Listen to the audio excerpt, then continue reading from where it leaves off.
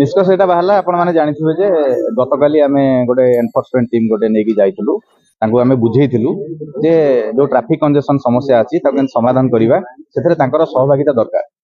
तो सेथिबाई तांको आमे काली कहिथिलु जे जोटा ड्रेन ऊपर को से माने बढ़ई दउचंदी दुकान को तो से ड्रेन ऊपर से माने किछि भी जिंस रखिबेनी आ जो कस्टमर आछचंदी तांको दुकान सामना को केन तांकर बाइक ते जीवो कि साइकिल ले आछचंदी जेमिति भी आछचंदी से तांको दुकान आगे रखिबे जेमिति कि जनरल पब्लिक को किछि जेंति असुविधा न हुए।